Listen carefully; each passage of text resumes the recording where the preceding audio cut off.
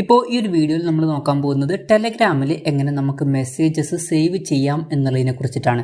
ഇപ്പം ടെലഗ്രാമിൽ message save ചെയ്യാൻ വേണ്ടിയിട്ട് ചെയ്യേണ്ട കാര്യം എന്താ വെച്ചാൽ ടെലഗ്രാം ആപ്ലിക്കേഷൻ ഓപ്പൺ ചെയ്യുക. ഓപ്പൺ ചെയ്തതിന് ശേഷം ഏത് മെസ്സേജ് ആണോ നിങ്ങൾക്ക് സേവ് ചെയ്യേണ്ടത് ആ ഒരു മെസ്സേജ് സെലക്ട് ചെയ്യുക. അതിന് വേണ്ടിയിട്ട് ചാറ്റ് സെലക്ട് ചെയ്യുക. ഒരു എക്സാമ്പിളിന് ഞാൻ ഈ ഒരു ചാറ്റ് സെലക്ട് ചെയ്യുകയാണ്. ഇതിലിപ്പോൾ ഒരു മെസ്സേജ് ഉണ്ട്. ഈ ഒരു മെസ്സേജ് എനിക്ക് സേവ് ചെയ്യണം എന്ന് വിചാരിക്കുക. അങ്ങനെയാണെന്നുണ്ടെങ്കിൽ ആ ഒരു മെസ്സേജിൽ ലോങ് പ്രസ് ചെയ്യുക. ലോങ് പ്രസ് ചെയ്താൽ ഫോർവേഡ് എന്നുള്ള ഓപ്ഷൻ കാണാൻ പറ്റും. അതിൽ ക്ലിക്ക് ചെയ്യുക. അതിൽ ക്ലിക്ക് ചെയ്യുകയാണെന്നുണ്ടെങ്കിൽ സേവ്ഡ് മെസ്സേജസ് എന്നുള്ള ഒരു ഓപ്ഷൻ ഇവിടെ കാണാൻ പറ്റും. അതിൽ ക്ലിക്ക് ചെയ്യുക. അതിൽ ക്ലിക്ക് ചെയ്യുകയാണെന്നുണ്ടെങ്കിൽ ആ ഒരു മെസ്സേജ് സേവ്ഡ് മെസ്സേജസിലോട്ട് പോകുന്നതായിരിക്കും. ഇനി ഈ സേവ്ഡ് മെസ്സേജസ് കാണണം എന്നുണ്ടെങ്കിൽ നമ്മൾ നോക്കുമ്പം സേവ്ഡ് മെസ്സേജസ് എന്നുള്ള ഒരു ഓപ്ഷൻ കാണാൻ പറ്റും.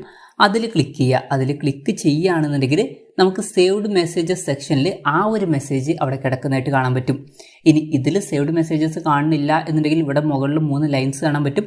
അതിൽ ക്ലിക്ക് ചെയ്യുക. അതിൽ ക്ലിക്ക് ചെയ്യുകയാണെന്നുണ്ടെങ്കിൽ ഇവിടെ സേവ്ഡ് മെസ്സേജസ് എന്നുള്ളത് കാണാൻ പറ്റും. അതിൽ ക്ലിക്ക് ചെയ്യുകയാണെന്നുണ്ടെങ്കിൽ ആ ഒരു സേവ്ഡ് മെസ്സേജസ് സെക്ഷനിലോട്ട് നമ്മൾ എത്തുന്നതായിരിക്കും.